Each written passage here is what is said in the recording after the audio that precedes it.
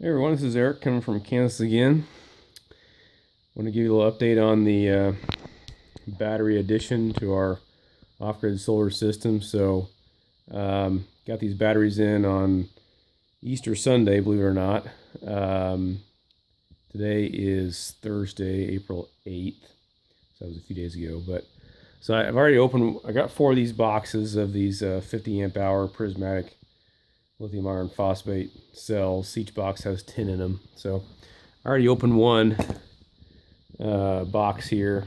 You can see I've been playing around with them. Got one back here too.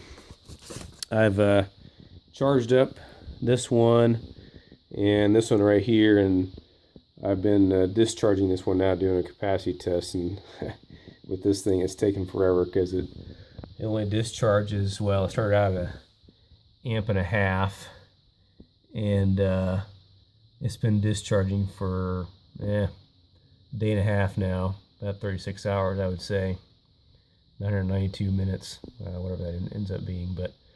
But this one has gone, looks like 5 amp hours past its 50 amp hour capacity. Of course, it's at a really low C rate, so that's probably why. But it exceeded its capacity, so it's already gone past 54.5 amp hours. You can see right there. And it's about done. I'm not sure when this one exactly cuts off. This is the first time I've done a lithium iron phosphate discharge on this these Sky RC jobs. This thing's a little undersized for these, larger prismatic cells. It's more made for hobby stuff like 18650s and 26650s and such. But which I've been playing around with too over here. I've got some stuff like that. I've built some stuff for kids' toys and things. But anyway, I wanted to show you that I've been working on that. I've been kind of waiting to make this video because I've been doing some testing here on these and playing around with them. Another interesting thing with this guy, it says 2.82 volts here, but my voltmeters here show 0.1 volts higher, so I'm going to have to, hopefully you can see that, take that into consideration when on this capacity right here, so it's going to be a little bit lower. It's about 1.5 to 3% lower than what this says right here, but it's still over 50 now. So anyway, that's what I've already been doing here this week. So we'll open this box here so you can open it with me. This is just the second box I've opened. The other two I've got still to open yet.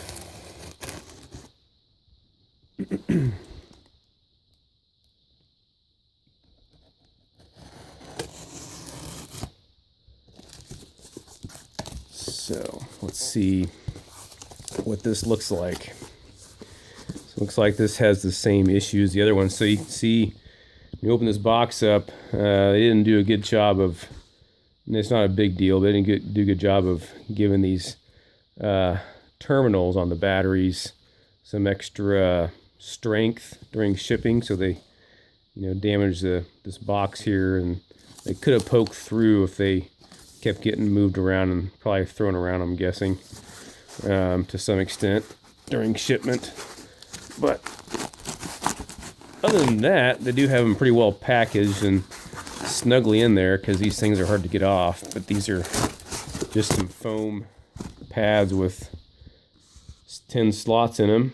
They just put over, but they, like I said, they should have put some reinforcing on this part.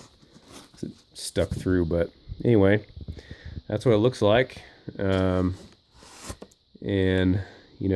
they got some wear and tear on them. I'm not sure from what, but we'll see. The battery hookup said they're all testing about 50 amp hours, right around there, and that's what I'm seeing so far. I haven't seen any. I just see some a little bit of wear and tear on, so you can see some scratches there on that.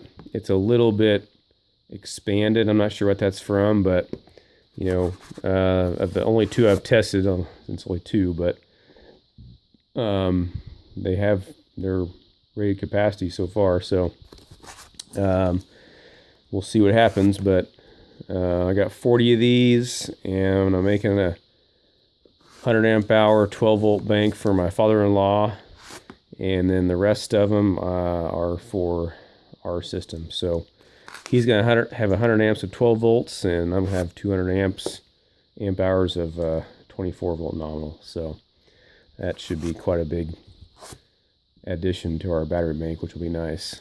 So looks like we do have a little, no, it's just some styrofoam there. Yep, they look pretty good so far. Just some scratches here and there, scuffs, I guess, on this covering over the casing / negative connection of the battery. So anyway, that's what it looks like when you unbox them. And the only issue I've seen is, again, with terminals almost poking through the box. But other than that, I'll end it there. I'll give you some updates when I get some bus bars made. I'm working on that right now. I got some bus bars that I got from an older lead acid battery I got from a substation battery bank from our local electrical utility. So I'll be cutting these up and drilling holes in them and stuff like that. So anyway, that's my update, and we'll talk to you later. Stay tuned, and grace and peace be with you.